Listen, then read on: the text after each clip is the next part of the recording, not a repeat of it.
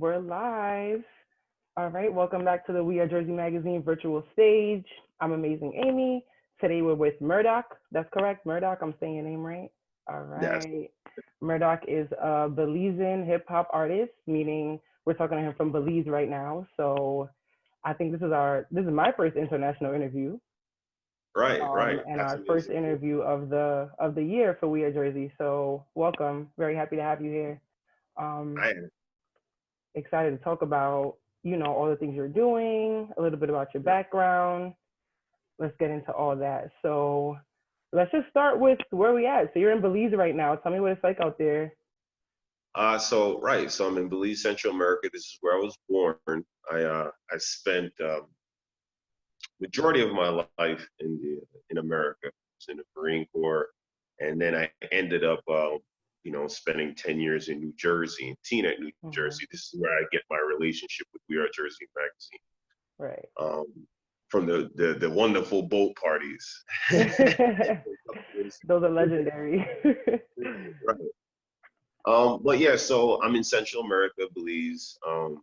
It is the closest English-speaking country to America. It's about roughly an hour and 35 to hour and 45 minutes away from Miami, Florida, International. Okay. Um, it is wonderful down here. I mean, I guess, for me, the luxury is I'm so close to the US. So like I have Hmm. my home, my mom and my dad are here, my brothers are here, my family's here. But it's just so conveniently close that, at any given moment, if travel, precluded, I can make Right. a quick trip. Food's amazing. Temperature gets as low as maybe 68, Wow. 69. We're definitely jealous because we got snow today. So nice. How do you feel like do you feel like there's room to be a hip hop artist in Belize, or do you feel like your connection to being, migrating to America and then being so close gives you that advantage to be a better artist? Well, you know what it is?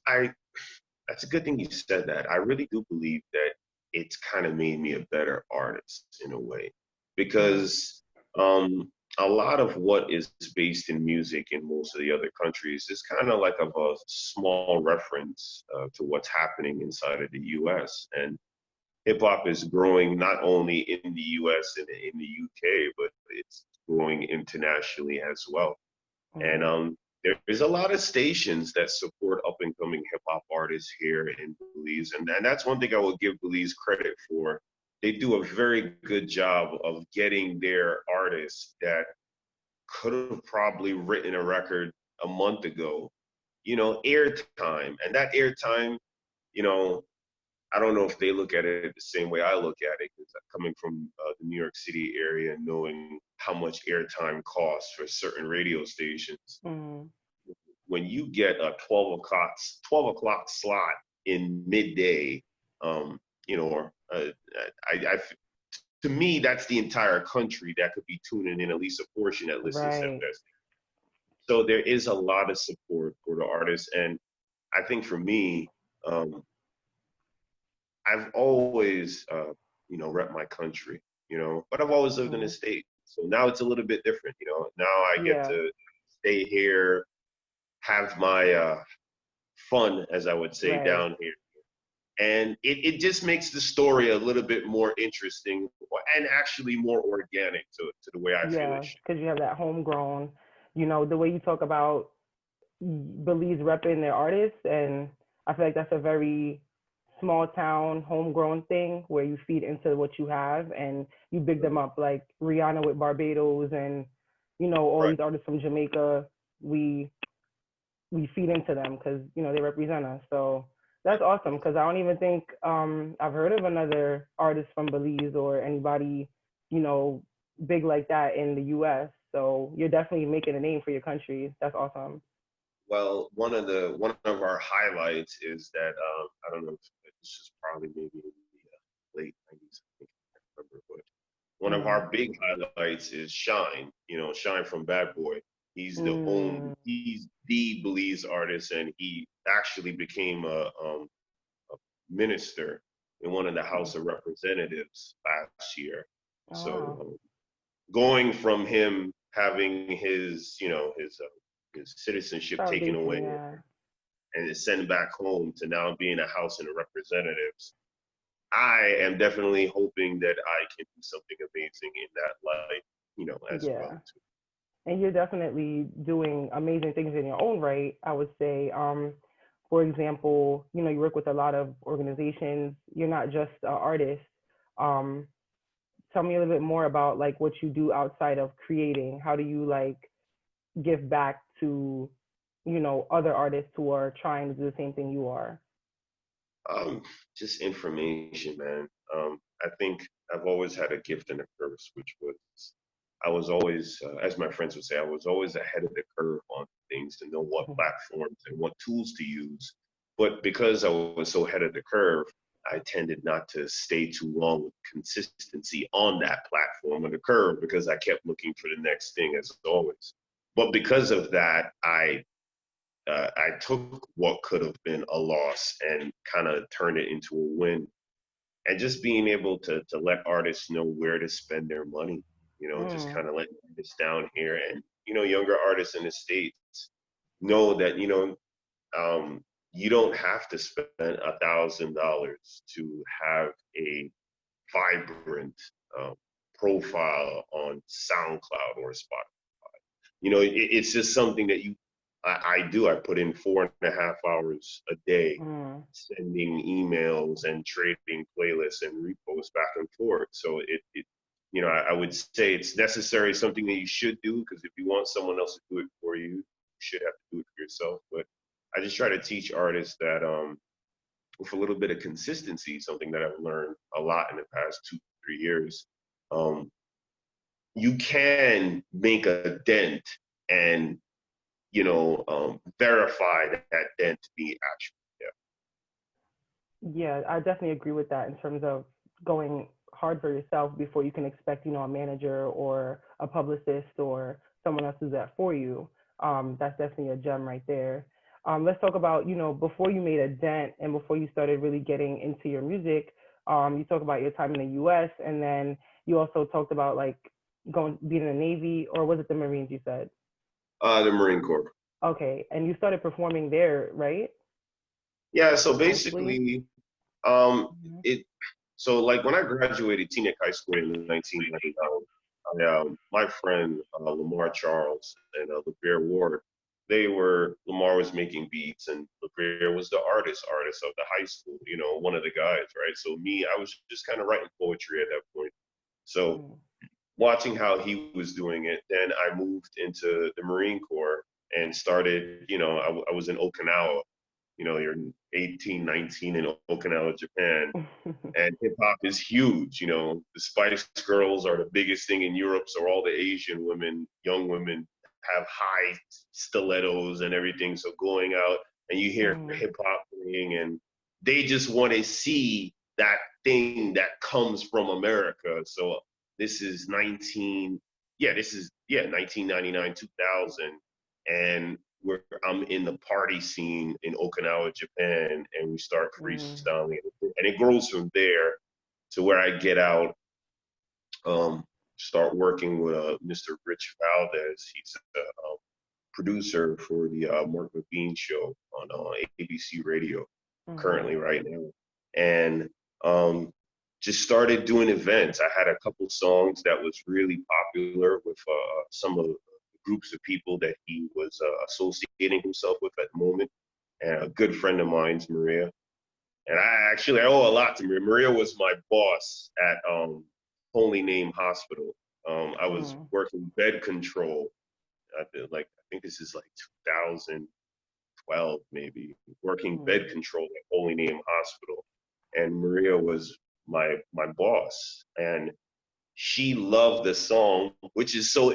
This is the irony of this. The same song that she loved, we did a remix to, and it was like a lost file until like maybe 2, 3 weeks ago, and I Mhm. found it and I just threw it back up, and it's just like exploding right now.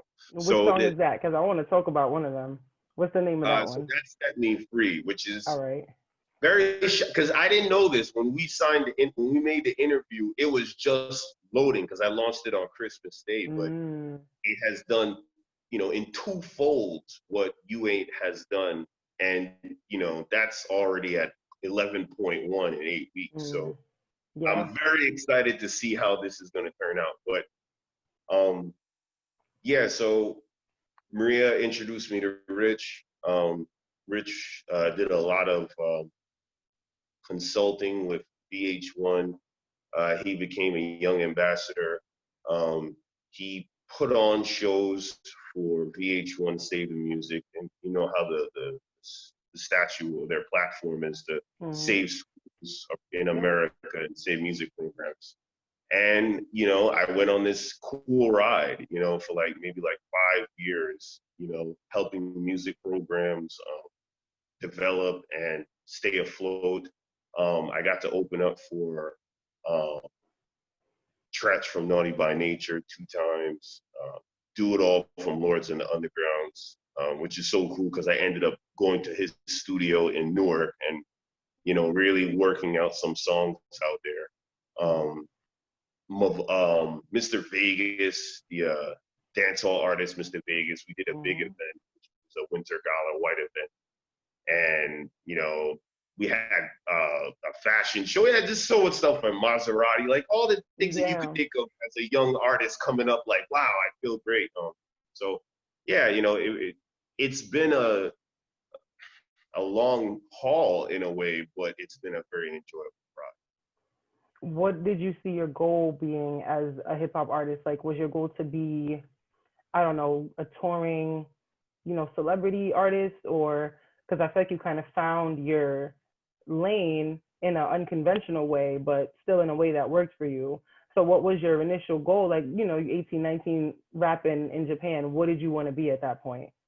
Oh man, well, it's just like everyone. I wanted to be Hmm. Nas. I wanted to be Jay-Z. Like The I dream. wanted the big ropes and like the expensive car and the life. It's what we were Right. shown, and it's what motivates us along with the joy of the music to get out Yeah. there. And I definitely would say like my first album I put out in 2012, and I got about 6,000, 7,000 downloads on it. But for me, it Hmm. was a lot because I got six out of that $9. So you multiply that, and that, so 4 months after this album drops, I get like 30 grand. So it's like Mm, at that time, digital downloads was the thing, and people were still paying 99 cents to download a right. song, 9.99 or 14.99 to get the album. So this is before the crunch went down with the streaming, right? Streaming. Yeah. Hmm. Um, so that was big, 6,000. It sounds Yeah. limited, but when you're thinking about a young guy coming up, Hmm. 6,000 downloads, you get $6 per download. Well, and you've already paid off your three to who I was using, TuneCore. So TuneCore already got their $3 from it. So it was Not just a like, bad deal. Yeah. yeah, right.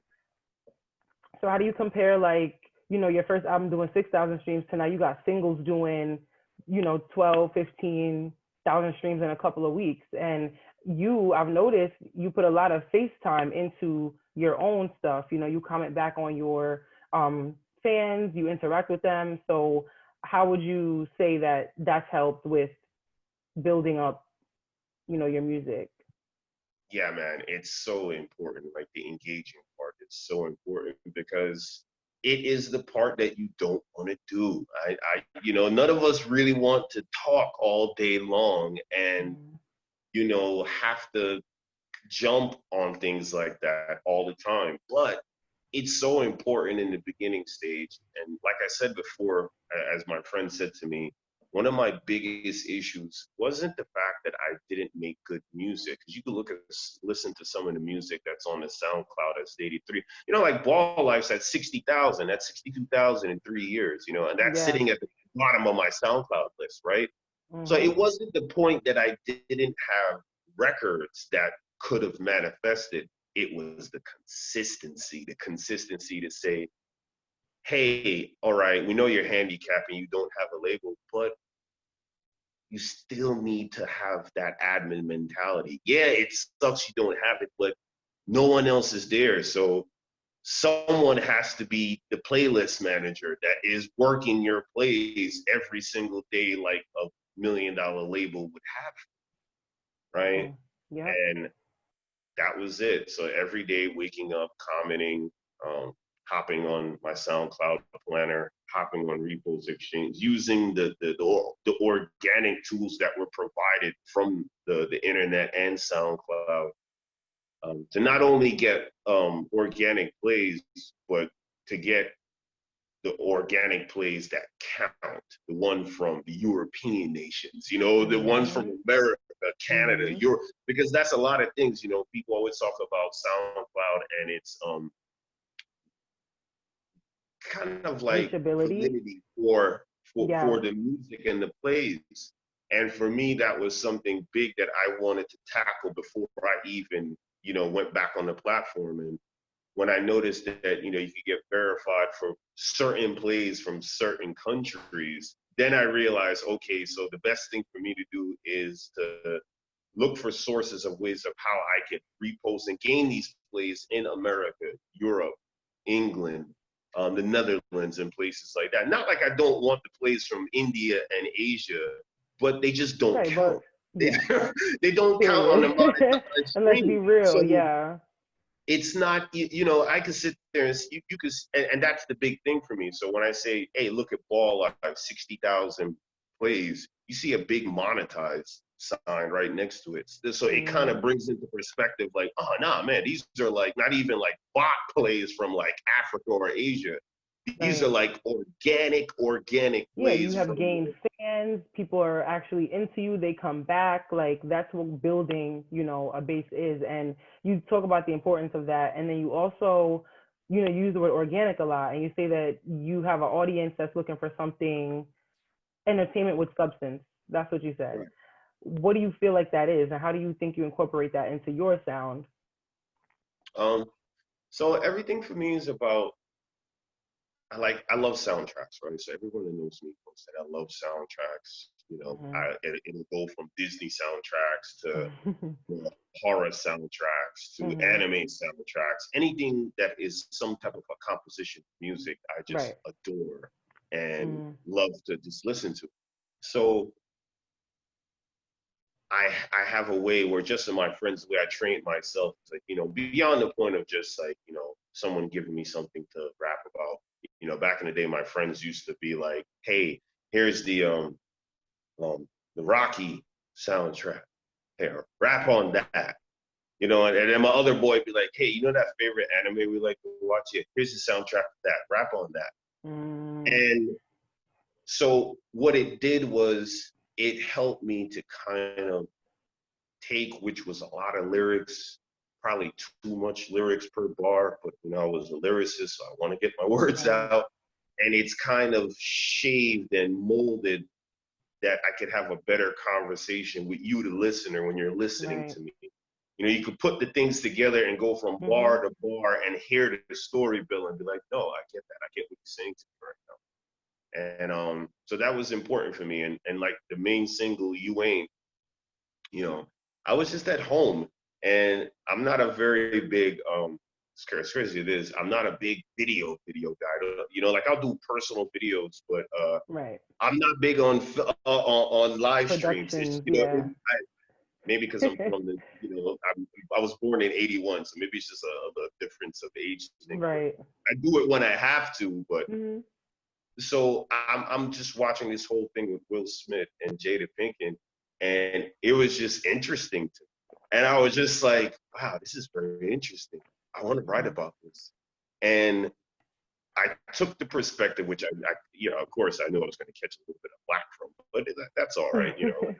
Everyone That whole catches flack from situation was something, controversial, so you know. right? So, but I took it from the point of, you know, like saying like, you ain't shit. Like you ain't shit for that what you do.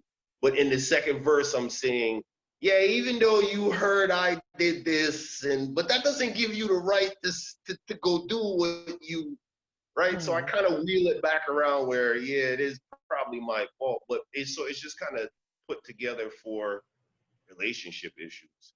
Not even, partners, but like friendships. You get some Right. friends that are Anything shitty. that's a tit for tat situation, Perfect for that. And so I wanted something, everyone is trying to do new school beats, different.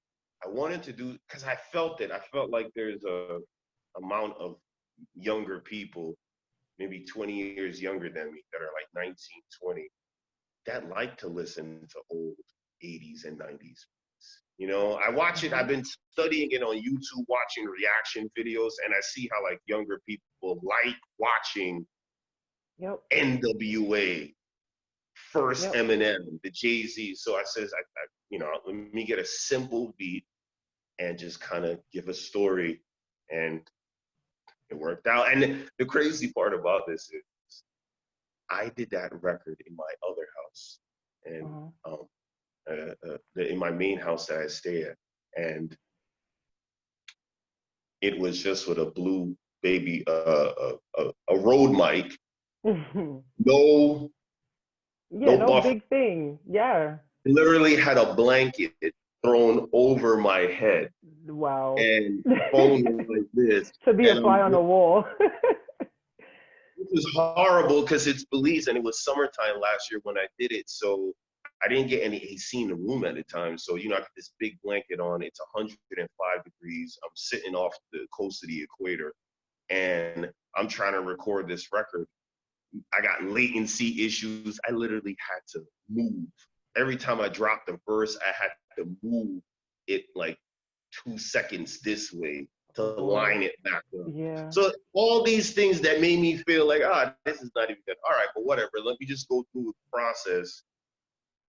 I mixed it, and then took advantage of SoundCloud's mastering tool when you have the pro account, and SoundCloud mastered it, and it came out sounding pretty. And you know what I feel when I listen to your music? I feel a familiarity. That's like I kind of been there before, but it's the first time I'm hearing this, but it just feels familiar, and that definitely comes across in your music. Like you can't. I don't want to call it simple, but it is the simple things that make, especially music, a good production. Because I definitely agree with you that the younger fan base, 19, 20, even 25-year-olds, are kind of over what we're hearing now on the mainstream. It's not organic. We're hearing too much of it. It's the same thing over and over. And that organic, different sound that you bring is definitely like, a new, old is gold. You can't, Exactly. you can't top that. It's a classic sound. So you can definitely feel that in your music. So it definitely comes across.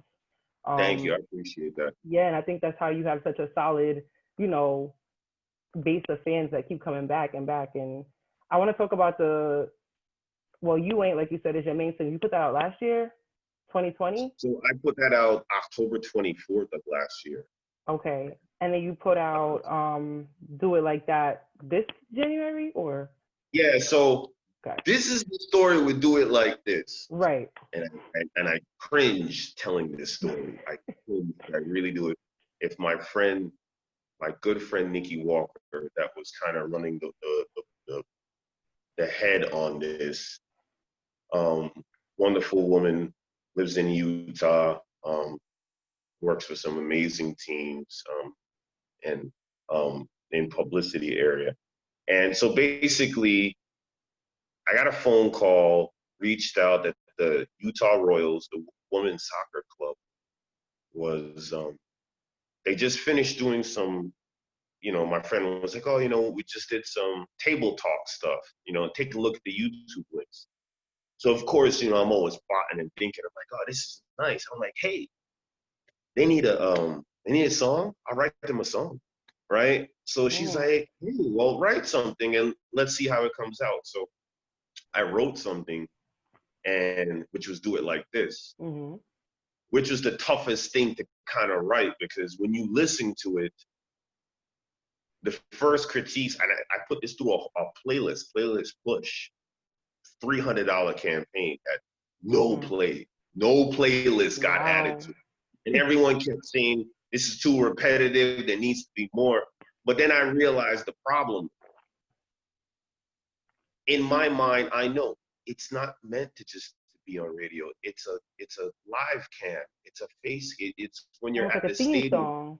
It's a theme song. So when you hear them score the gore, but you don't think I could do it like this, do it like this, do it like this, and the fans go, do it like that, right? So it was meant to kind of. So when these guys at these playlists are listening to it, they can't see that, and I didn't have an Right. option to type that in, so they just kind of take it as some generic bubble song. Um, Mm. but basically, I was probably like a week away from like signing a nice sync deal with the team.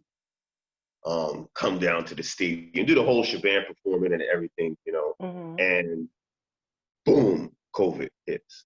Mm.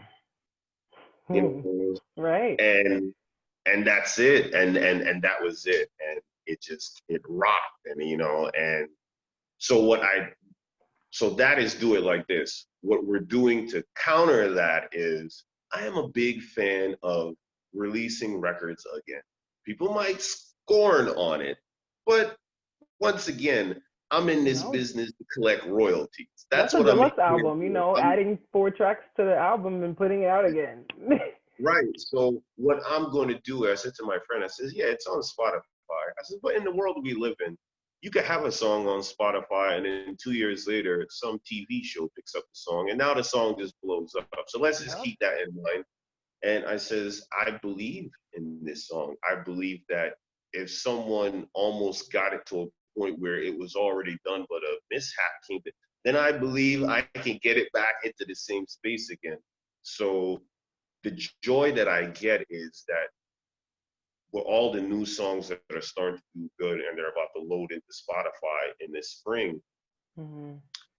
that can transition over to the other records, right? Yeah. And be able to kind of like kickstart the other records and kind of give them the push that I think they deserve. Definitely. Um, it seems like you have a strategy for, from curation to release. Like it just sounds like you've formatted a formula that works. And I think a lot of these new artists, especially like younger ones, can pick up on that because I think where they fall short is relying on social media and relying just on another platform and an algorithm to plug them when they're not plugging themselves. So I think watching this, I think a lot of them should be taking notes. Maybe send you a DM and see what you can give them because your, your ideas are definitely solid.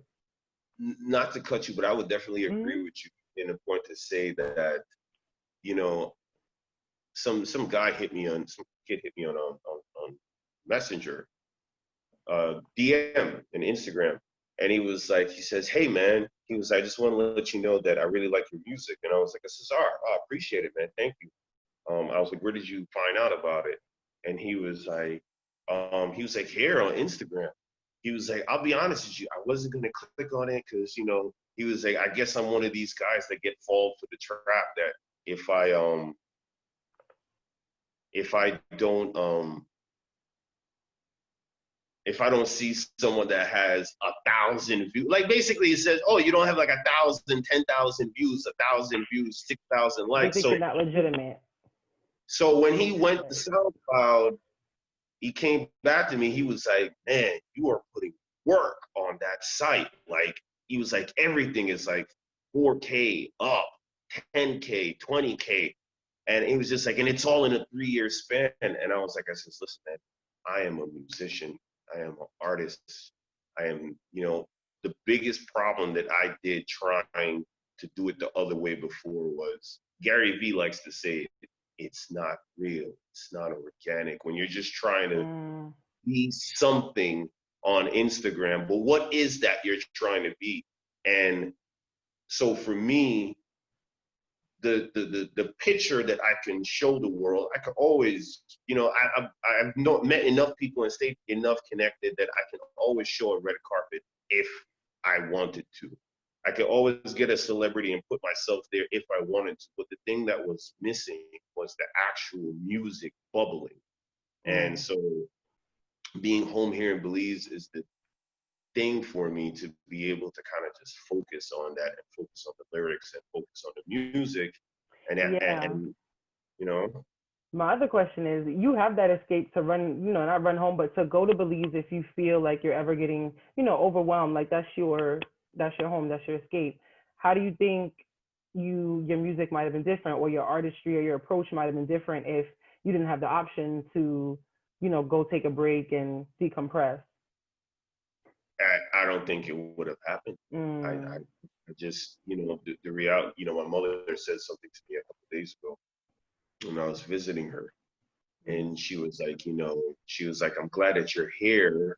You have the time to, work on your home and, get some air and really not have to deal with the hustle and bustle of life. And it's true, and I sat there and Mm-hmm. thought about it. It's been like a year and a half, like I've been here for like a year and a half, and I have completely just unwind all the way down, like Like I couldn't grounded. even tell you how I said this to my friends. I was like, oh, I love New Jersey to death. I was like, but you're Mm-hmm. not catching me living in America 12 months in a hole anymore. I was like, I just can't. I just can't. It's just too. Yeah. I say you'll see me for the summertime, 2 to 4 months, because Mm-hmm. I'm a real person. I hustle here and there. So Right. I'll work 4 months, at somewhere or at an internship at a radio station. I'll go do that, or I do audio and video as well. So I use Upwork and shoot stuff. So I'll do that for 2 to 3 months, and then I'll come back to Belize and you know. But Yeah. it works. It works Mm-hmm. for me. It's not for everyone, but for me, I just feel like life is so much more than just trying to make money every single day. And in America, you got to make a lot of money, man. You got to, Mm-hmm. it's a tons of money. And I'll say this to you: I don't know if you've ever lived outside of the New Jersey area before, Mm-hmm. but you notice, like I've noticed, it's been a year and a half, 2 years since I've seen Jersey and dealt with there is a stress that comes when you've got this daunting Yeah. payment on the first of the month every month. And Absolutely. I owe a lot of the success to just not having that, just being Right. very free mind Yeah. wise and being able to focus on just the art itself and the business sides of the art. Yeah, you definitely have an advantage there. I would definitely say, because I think it's definitely hard to be young and to be in a hustling and bustling area and to be trying to be the number one artist when you and everyone around you are trying to do the same thing. So I think, a lot of artists would take away to try to stay grounded. That would definitely be a gem of advice right there. So, Find a place to escape to. That's what I say to yeah. anyone. It doesn't have to be out of the country, but if you can, get out of the country. Yeah. We live in a very remote time. I think there's a lot of young people that, Fiverr has been up for 6, 7 years. There's a lot of young people that work on Fiverr and these Mm-hmm. these these that work for like IT for Google and Mm-hmm. Facebook and these platforms. So there's so much that a younger person can do to get the escape, right? So Mm-hmm. most, you know, most young people your age, a little bit younger, but even around the same age. And even us for middle age, that's heading close to middle age, for like 38 to 45 in that area. Listen, man, you got a 1 bedroom that's breaking your neck. You don't have kids. You don't, even if you have a significant other, they just got to understand. It's something you just got to do for yourself. Yeah.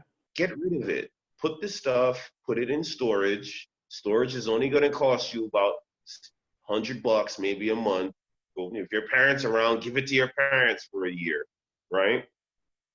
And do 12 months in an Airbnb and get a furnished room for like $600 and Mm.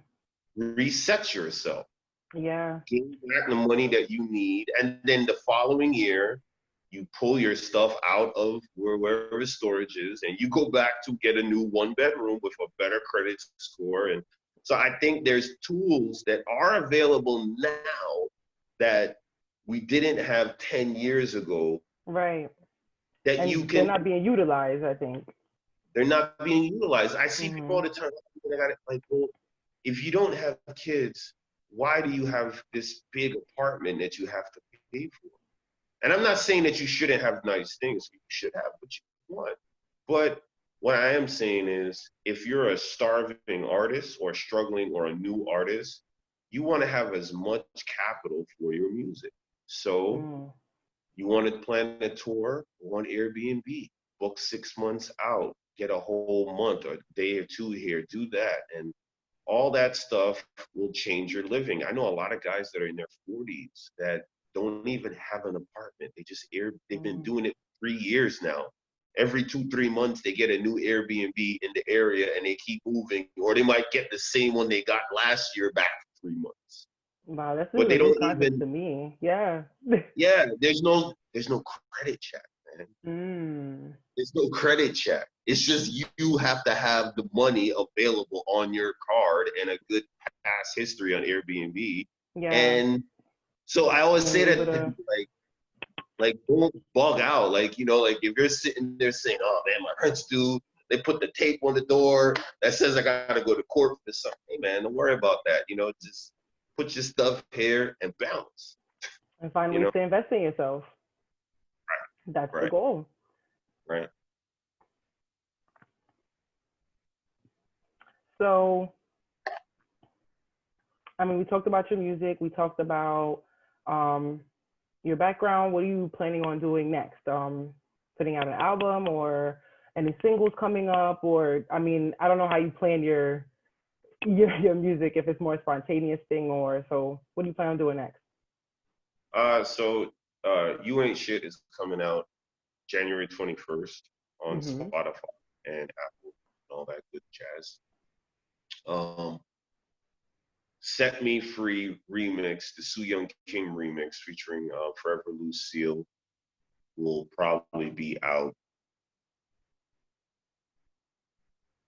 February time-ish, right? Because Okay. I just want to I want to give some good promotion, Yeah. because I have to do the whole, I hop on my SoundCloud planner and there I can take my playlist on Spotify and start trading songs with other people with their playlists. So I just want to give it a good month, month and a half, and hopefully try to get like 5 to 10,000 plays on Spotify knocked out in that first month or two. And then I could just kind of really drop a next record. And I really want Set Me Free to go good because I'm reading the responses. And, a lady told me just today from Slippery Rock, Arkansas. She was like, Mm-hmm. my 11-year-old son likes to listen to your songs. And so he's been listening to this one song 52 times. Mm. And I was joking to myself until I looked at my stats and I was like, wow, Slippery Rock, Arkansas, there it is. Yeah. So Wow. 66 times. Wow. Nice. Okay. All right. She's really dead serious. You Mm-hmm. know? So yeah, so it's that, then that. And then I have another record, I Love It, which is more like a kind of a club song, right on time for summertime. I'll put that out. And then I'll put a project out. I'll put the culmination of, there's a lot of those songs that are on my um SoundCloud and that Mm-hmm. are on my Spotify don't have a home. They're just, they're Mm-hmm. by themselves. So I'll put everything together with I Love It. That sounds like a good idea. Yeah, I can think about that on the fly. And I'll put all of that together with I Love It, and then Mm. that out in the summertime, and Nice. give it to my friends in Europe. I got a nice magazine company, Ninja Magazine, that supports me a lot in Europe. Mm. And hopefully the goal is I've done my homework. I have paid for playlist companies. I have used SoundCloud promotion for their ad marketing promo. I have, and I think I have the strategy in my head that I can get, probably not, maybe you ain't, but definitely set by 4 months from now, I should be able to get 100,000 streams to Set Me Free in 6 months on Spotify. So I I'm very believe you're confident. gonna do it because it seems like you've got it down. You're a vast book of knowledge there, and I think a lot of people could learn from you. So I appreciate you joining us Thank you on the so We Are much. Jersey Magazine virtual stage. And people can follow you on Instagram at Murdakkh, Murdakkh. So make sure you spell that right. We'll add a link, obviously, on the video, but I'm looking forward to see what you do. And honestly, I think I might refer a few people to talk to you because you have a lot of ideas. And I think I feel like you are the label. And I feel like a lot of artists, especially now with all the tools they have that they're not using, could use that and take a lot from you. So I will say one last thing, if I may. Mm-hmm. This is the perfect time. This is the moment right here. I am 39 years old, and I'm telling you right now, this is the perfect time for any artist because literally the playing field has been leveled down to just few Anybody things. can get it. Anyone right now. Anybody can get it. And right now, stats count more than ever. Absolutely. It counts more than ever because you're not getting shows. So no one's not getting big checks right now. You're not being able to do the things and promote at radio the way you want to without a comfort or care of mass, or if the radio station even wants to have you there. So right now, you're down to just IG Live and your actual stream count. And everyone is on the same playing field. So I think everyone should take advantage of the moment that you don't have to worry about doing a draw right now. You don't have to worry about,